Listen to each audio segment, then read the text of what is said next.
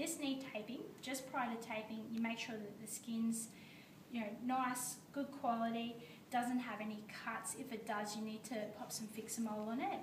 Prior to taping, also using some adhesive spray, making sure that adhesive spray dries, and you can just do a quick skin check just to make sure there's no wet spots on that knee. You want good contact between the tape and the skin. With this type of taping, we need to start at the midline down the bottom here, just below the patella, and we actually finish up just above the knee where this red dot is. There's 3 strips both sides, and they're continuous, and we don't need anchors with this style of taping. So let's start with this side. So we're starting down the midline, we're coming around the back of the knee, and we're finishing where our red dot is.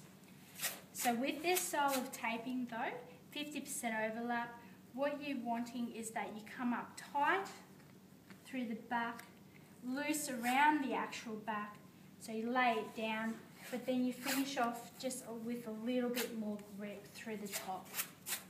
So I can come over that one. Just take care not to go over the patella at all. So we're coming around the side of the LCL, we're coming up and around. Let's go with the curves of that knee, and we're finishing just above. So that's 3 one side, coming around to the opposite side, starting on a nice angle to come with those curves, back up and around, finishing at the top, come down slightly a bit more, down and around,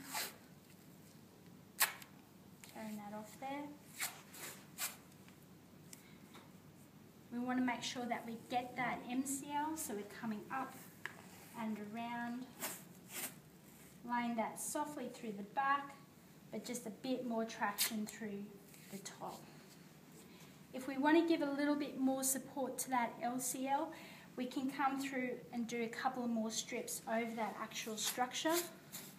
Always starting below the knee, you're coming up, finishing up the top. You don't want too shorter strips, otherwise, just bend that knee a bit more. Otherwise that tape's going to come off quite quickly, and if we want to do that for the MCL, we come around to this side. We're starting through the back of the knee, through this region here, coming up and around, and then we're starting lower again. We're coming up and around. In women, just be careful not to cut through this thigh region. This is quite a nice tape, but we do need to give it a little bit more support, and in order to do that, we need to use an elastic overwrap. This tape will come off, particularly if the athlete sweats a lot or it's wet conditions.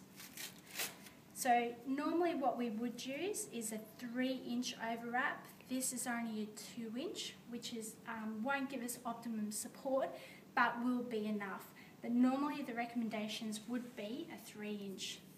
Starting down from the bottom of this knee, we're coming up over that LCL ligament, up and behind the knee, back, down and around. We're coming back up through the MCL, straight around through the back of that knee, and then we're coming straight down again. And then we can just do a nice finish off. This taping you don't want to have too tight, otherwise you are going to constrict blood flow, and the athlete does need to be able to squat. Please note that with the rigid tape, normally it would be covered with a 3-inch overwrap. That would be a given. Also too, at the back of the knee with the rigid tape, when we come around in that S formation, is that we're actually getting a nice crossover at the back of the knee. So we're coming up, back and up and around. And we're doing that also too with the overwrap. The patient should be able to bend their knees. Fantastic. If there's any pain or discomfort, or they're complaining of a lack of circulation, Either it can be drastically too tight, therefore re-tape it, or a couple of small nicks where they're complaining of where it's tight. That can be quite handy, but you don't need to do a large nick. A couple of mil can be enough to relieve pressure, but by the time they go and warm up, the adhesiveness of this tape would have reduced. So that's a knee tape.